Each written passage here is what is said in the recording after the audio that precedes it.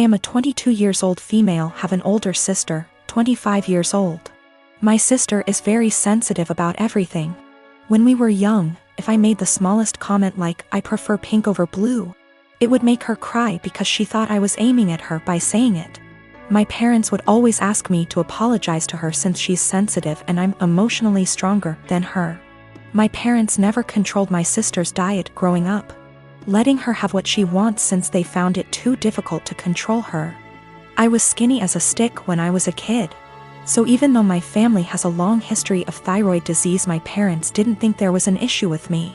However, my sister has been overweight the majority of her life, so my parents thought she'd be the one with the thyroid issues. They took us to an endocrinologist when I was 10. I got a diagnosis for Hashimoto's thyroiditis while my sister didn't, and instead got told to exercise and watch her diet.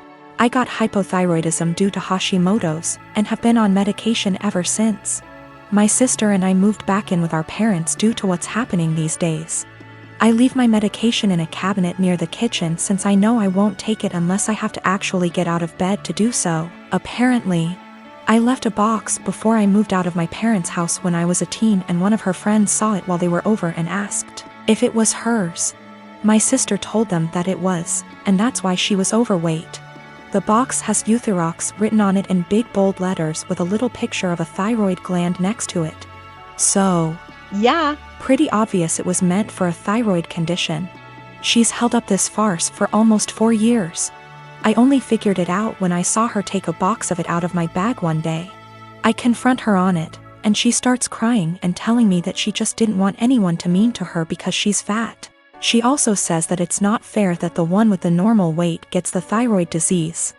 I tell her to knock it off, and that she can't lie to get sympathy from people. My parents talk to me later, and they say that I was too harsh calling her a liar and she probably needs a therapist or something, and the classic, I should apologize since I'm more mature.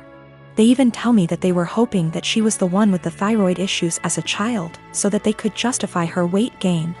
I ask them, so you wanted your daughter to be sick instead of admitting that it's your fault because you bought her McDonald's whenever she wanted it, and never made her exercise?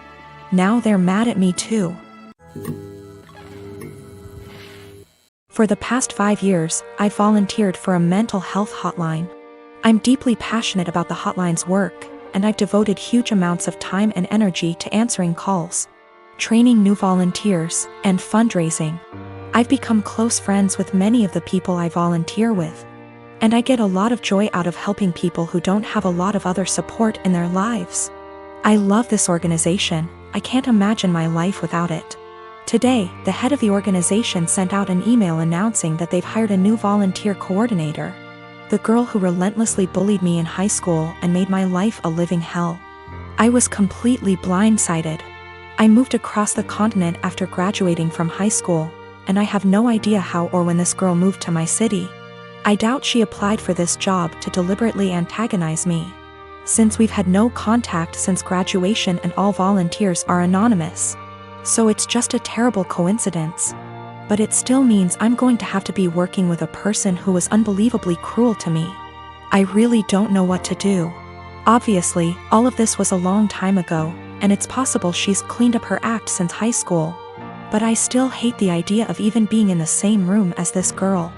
I've had her blocked on every platform for, wow, over a decade now. It looks like my only options are to A, tough it out and deal with this person coming back into my life, or B, quit the hotline after 5 years of service. I went for my regularly scheduled afternoon shift at the hotline, and the girl just happened to be there for some kind of orientation. I wasn't expecting her to be there, so I initially just kept my head down and ignored her.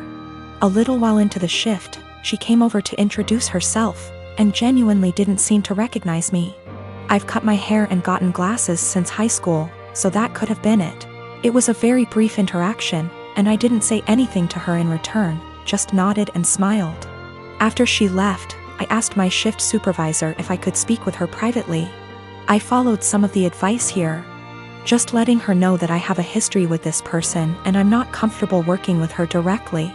The shift supervisor was very understanding and said that she could arrange for me to only serve shifts when the girl isn't supervising, She also offered to let me schedule my shifts through her instead of through the girl, which I appreciated.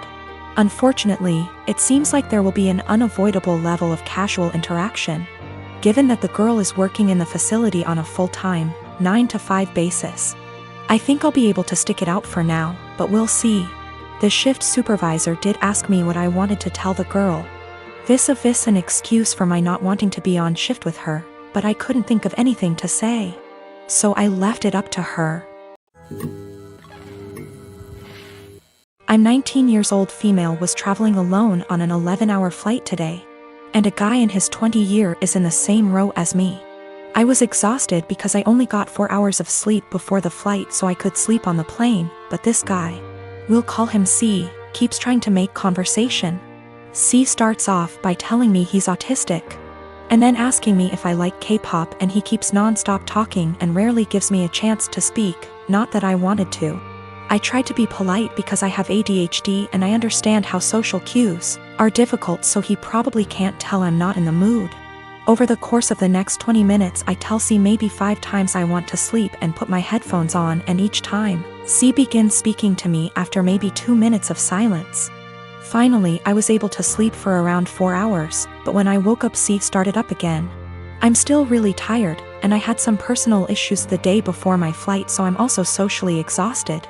But I let him talk for a bit before I start watching a show on my phone. I tell him maybe 5 separate times that I'm trying to watch a show, and that I'm not interested in talking to him right now, but maybe later. C still keeps trying to talk to me, and when I snap a bit and tell him I'm getting a bit annoyed, he goes into a full-on self-hating, "I'm so sorry, I'm horrible, God, I'm just gonna shut up now" rant.